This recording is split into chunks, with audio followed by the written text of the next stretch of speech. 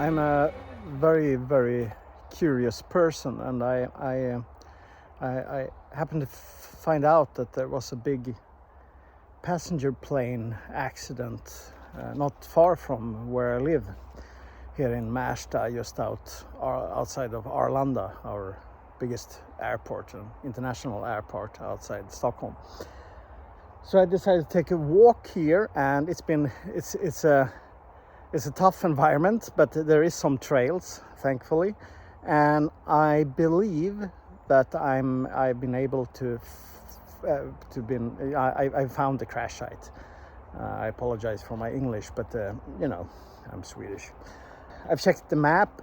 I've done some research. I also checked an app called Fornfynd, which deals with more ancient remains like runestones and old grey mounds and such, and they actually had the crash site marked in their app. I also marked the app on the location on Google Maps, so I would be able to find it on both of them.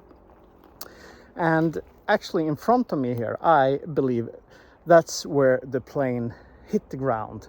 It flew over here and crashed over there and kind of just got stuck in the trees.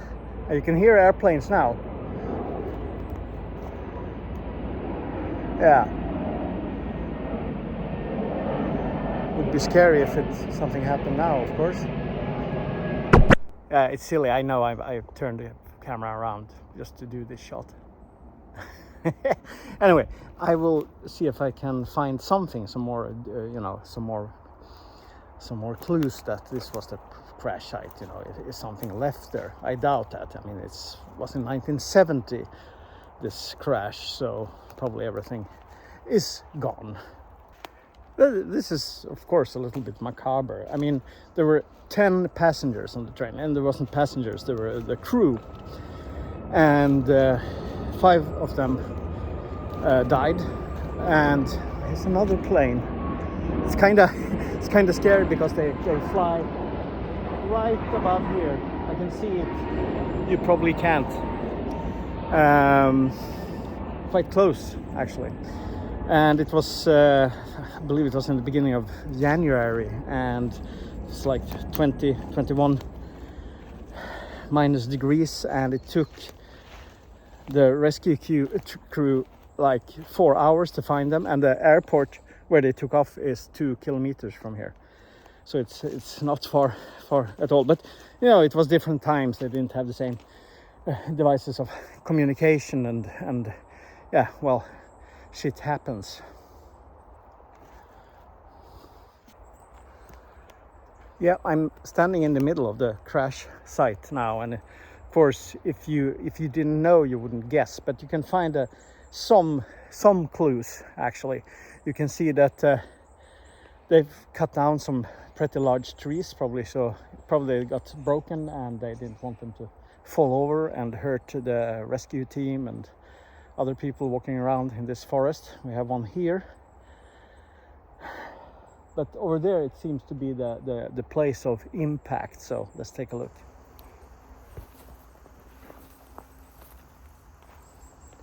Yeah, you can clearly see the tracks in the ground, and there's still probably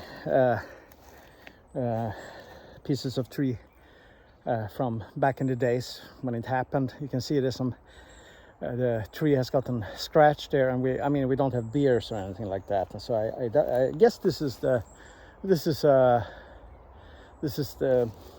little bit clue of what happened here.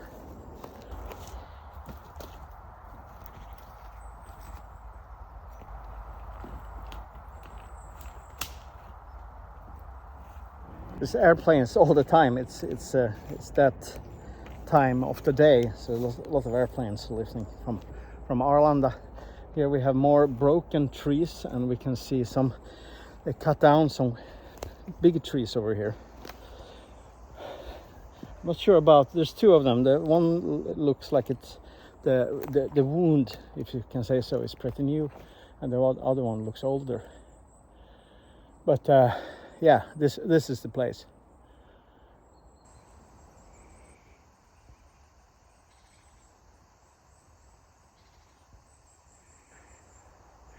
you know, it is a kind of creepy place, but because it kind of sounds really like there's footsteps everywhere. You know, you can hear branches creaking, you know, like someone is walking on the outskirts of the accident area. It gives me slightly goosebumps, actually.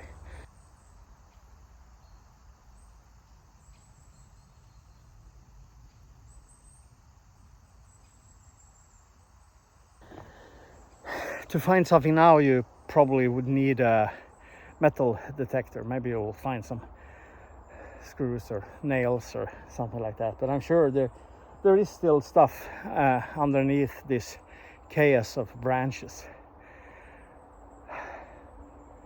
I think I will get the hell out of here because I don't feel okay being here. So thanks for joining me, and you know, yeah.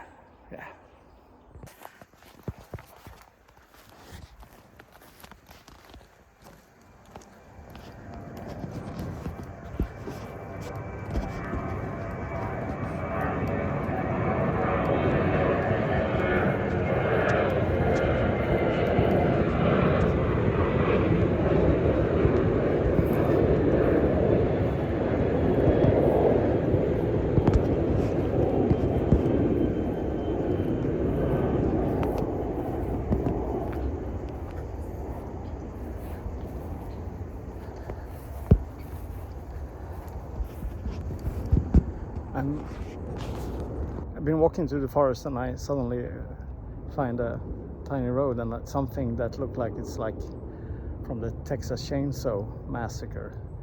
I know it's just an old junkyard, but it's kind of creepy. So I'll move back home. So, but first I will pass this creepy place.